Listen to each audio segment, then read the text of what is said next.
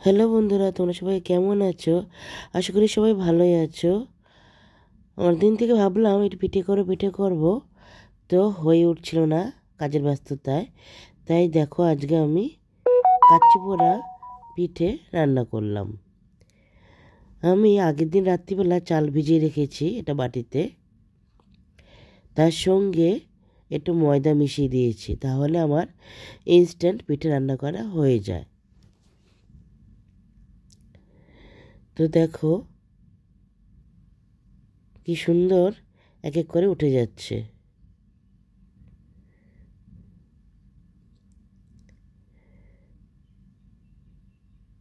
দেখেছো, আগের দিন রাত্রে ভিজিয়ে রেখেছি, চালটা এরকম হয়ে গেছে। আমি মিক্সার মেশিনে পেস্ট করে নিয়েছিলাম। পেস্ট করে তার সঙ্গে ময়দা মিশিয়ে এরকম একটা ব্যাটার তৈরি করেছি। তার এর মধ্যে দিয়েছি আমি একটু গুড় পরিমাণ মতো, আর একটু এলাচ গুঁড়ো দিয়েছি, সুন্দর হয় গন্ধটা।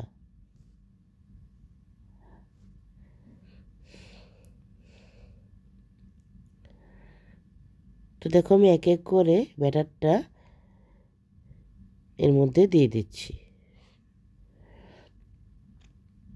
তোমরা সেটা দেখতেই পাচ্ছ। ব্যাটারটা এখানে দেওয়ার আগে সবগুলো খোপের মধ্যে একটু একটু করে তেল দিতে হবে, তাহলে সুন্দর করে কাচ্চি পোড়া পিঠেগুলো উঠে আসবে। দেখেছো কি সুন্দর করে উঠে যাচ্ছে পরপর পরপর করে।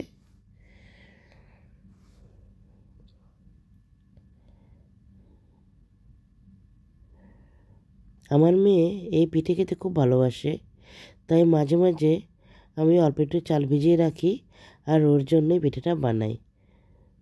একটু গুড় জাল দিয়ে রাখি মাঝে মাঝে, একটু লিকুইড মতো হয়ে যায় গুড়টা জাল দিয়ে দিলে, সে গুড় দিয়ে লাগিয়ে লাগিয়ে খেয়ে নেয়। শীতকাল আসলেই ও এই পিঠে খেতে খুব ভালোবাসে। ওকে যদি রোজ দেওয়া হয় পিঠেটা, তাহলে রোজই গুড় দিয়ে এই পিঠেটা খেয়ে নেয়।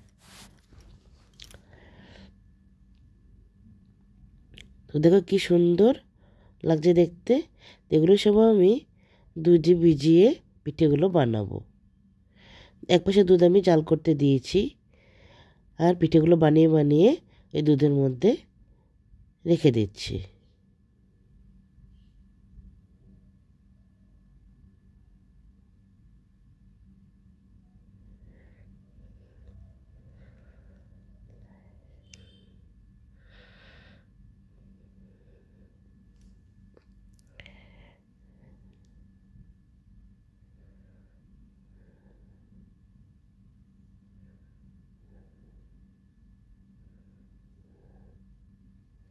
শীতকালে সবাই পিঠে খেতে ভালোবাসে কম বেশি।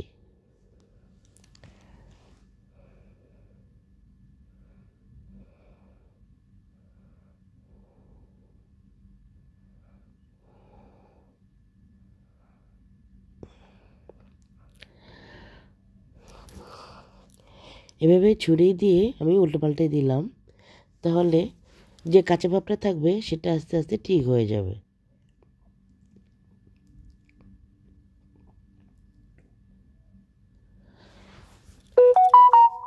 তো দেখো আমি এক পাশে হাঁড়ির মধ্যে দুধ জাল দিচ্ছি, আর পিঠেগুলো সব ঢেলে ঢেলে এর মধ্যে রাখছি। এই দুধের মধ্যে কিছুটা পরিমাণ গুড় দিয়েছি, তাহলে দুধের স্বাদটা পুরো অন্যরকম লাগবে। এই পিঠেটা আমার বর খেতে খুব ভালোবাসে বেশি, দুধি ভেজানো পিঠে। আর একদম শুকনো পিঠে আমার মেয়ে ভালোবাসে। দেখো কি সুন্দর লাগছে দেখতে শুকনো পিঠেগুলো। এছাড়াও আমি এক পাশে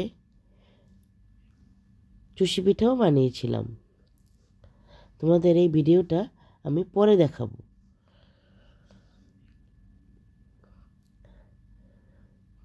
শীতকাল মানে পিঠে পার্বণ।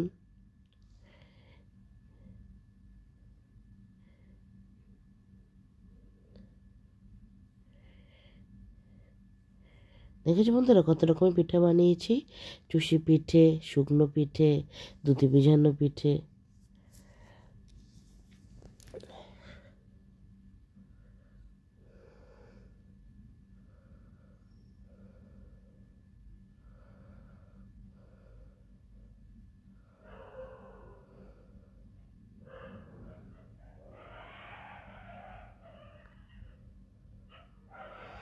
আবার একটু চালের গুঁড়ো বেঁচে গেছিলো, তাই সেটা দিয়ে আমি একটু মালপোয়া বানিয়ে নিলাম।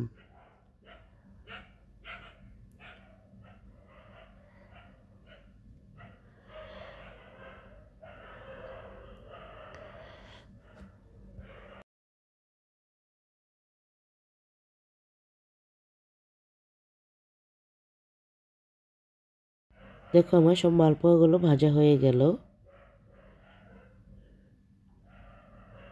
দেখতে বেশ ভালো লাগছে। আর এই দেখো দুধে ভিজানো পিঠে।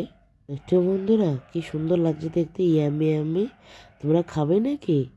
তাহলে আমাদের বাড়ি চলে আসবে, তাহলে তোমাকে বানিয়ে পিঠেগুলো দেব। আর আমরা মেলায় গিয়েছিলাম, দেখছো কি সুন্দর সুন্দর পিঠে মেলাতে বিক্রি হচ্ছে। এসব পিঠে আমি পারি না, আমি যেটুকু পারি সেটুকুই বাড়িতে করেছি। বিশেষ করে ভাপা পিঠের জন্যই আমি এই মেলাতে আসি শীতের সময়। তাহলে আজকে রাখি, বাই বাই।